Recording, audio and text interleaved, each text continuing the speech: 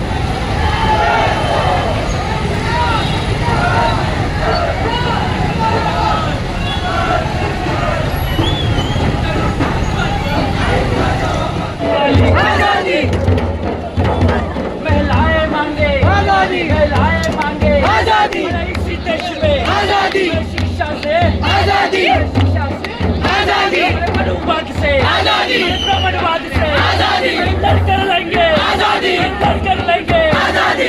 कुछ भी कर लो आजादी, कुछ भी कर लो आजादी। पुलिस बुलाओ आजादी, डंडे मारो आजादी। हम छीन के लेंगे आजादी, हम छीन के लेंगे आजादी। फूले वाली आजादी, अम्बेडकर वाली आजादी, सावित्री वाली आजादी, भीमा वाली आजादी।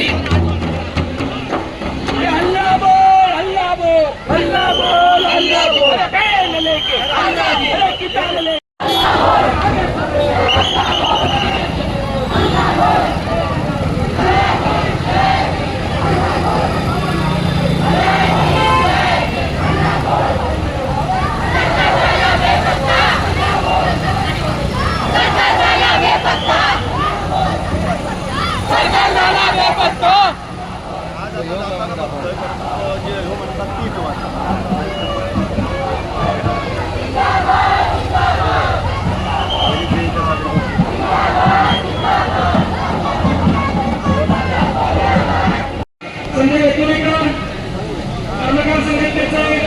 पेटे सुजित जाधव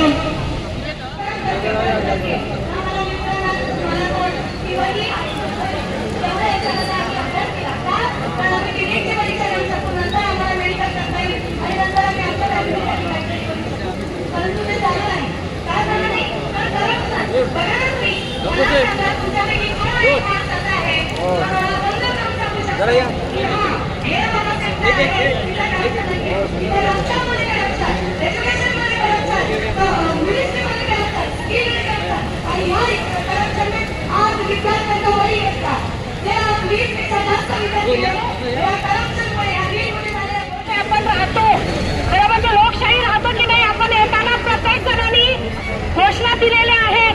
त्या लोकशाही राज्यामध्ये आपण राहतो तिथे मात्र एखाद्या हक्कासाठी ज्या वेळेला भांडत असतो त्यावेळेला आपली डोकी फोडली जातात. त्याचं ज्वलंत उदाहरण म्हणजे जंतर मंतरवरचं आहे.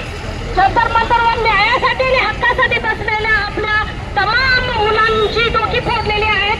अशा या सरकारचा निषेध आपण तर या मोर्चाच्या द्वारे करत आहोतच, परंतु ज्या सावित्रीबाईने आपल्याला शिक्षणाची द्वारं खुली केली, आज मात्र हे सरकार लाखो शाळा बंद करून ती दारं बंद करत आहे.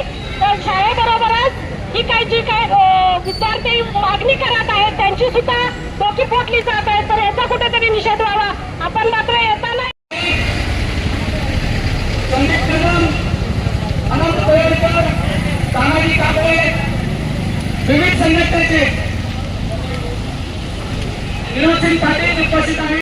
आदर होता संपलेला हा मंत्री बनवला होता त्या दिवशी की जंतर मंतरच्या आंदोलनामध्ये आंदोलकांनी दगड भरलेले ड्रम्पर आणून ठेवले होते.